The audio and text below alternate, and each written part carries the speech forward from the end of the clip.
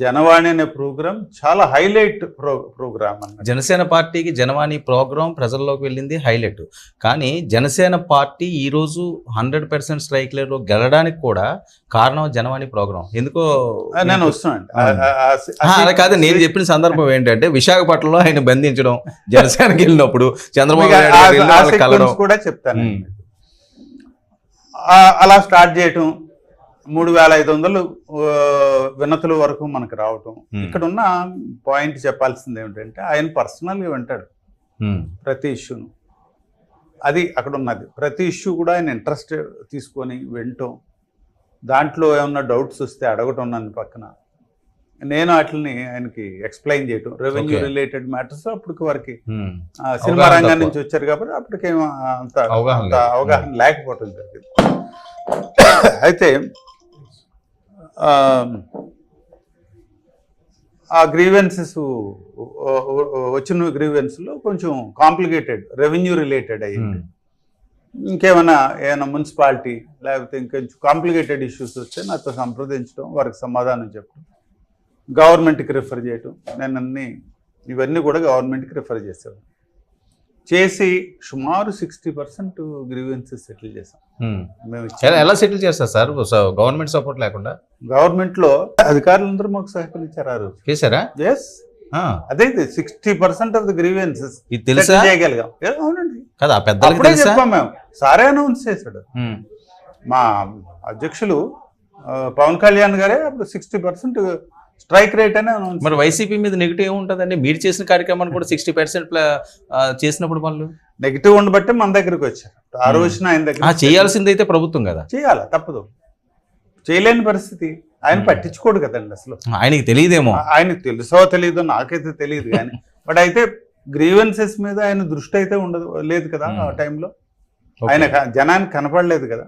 కనపడని వ్యక్తి ఎవరైతే ఉన్నారో వారు గ్రీవెన్సెస్ సరిగ్గా నేను సెటిల్ చేస్తానని హామీ ఇచ్చారు. అది వెనకాల నేను ఫాలో అప్ చేశాను.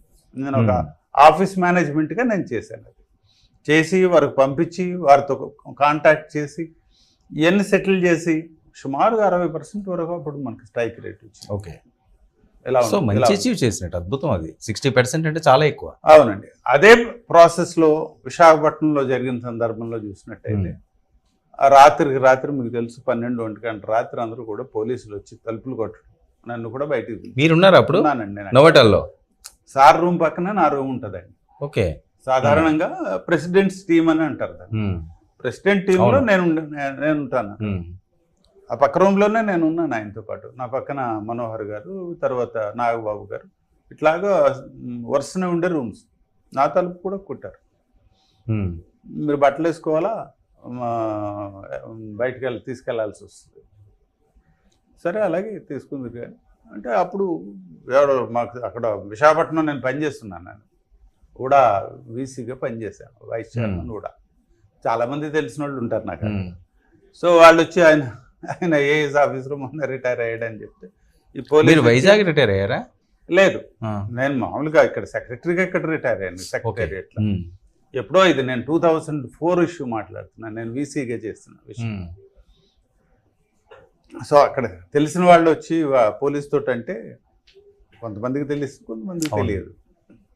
వాళ్ళు అయితే మిమ్మల్ని అరెస్ట్ చేయడానికి మేము రాలేదు సార్ అని అన్నారు. అదేమిటి ఇప్పుడే కావాలన్నావు, ఇప్పుడే కదన్నావు, తలుపులు కొడుతున్నావు, ఇది ఖచ్చితంగా నువ్వు కరెక్ట్ కాదని ఆ రోజున ఆర్గ్యుమెంట్ కూడా జరిగింది. ఆ రోజున అరెస్ట్ చేయడానికి వాళ్ళు చేసిన సన్నాహాలు అంతా ఇంత కాదు. సుమారు 150 మందిని అరెస్ట్ చేశారు. కళ్యాణ్ గారు తలుపులు కూడా కొట్టారండి? కొట్టారు. ఆ సాహసం చేశారు కదా. అదే కదా. ఏమైంది సార్ అసలు ఆ రోజు? చాలా మందికి తెలియదు బయట. ఆ రోజున వచ్చి అందరూ కూడా తలుపులు కొట్టి బయటకు తీసుకొచ్చి అందరిని అరెస్ట్ చేయాలనే ఒక ఆలోచనకు వచ్చారు అందరూ. కళ్యాణ్ గారి అంత తొందరగా తలుపు అయ్యి తీసి వారు అంత పకడ్బందీగా ఉంటారు, వారికి సిస్టమ్ అంతా. మిగిలిన వారిని తీసుకెళ్లి అరెస్ట్ చేశారు. ఈ నాయకులను తప్ప ఎవరు మన మనోహర్ గారు, నాగబాబు గారు, నన్ను మెయిన్ టీం వదిలేశారు. వాళ్ళను తప్ప మిగిలిన వారిని అందరినీ తీసుకెళ్లి అరెస్ట్ చేశారు.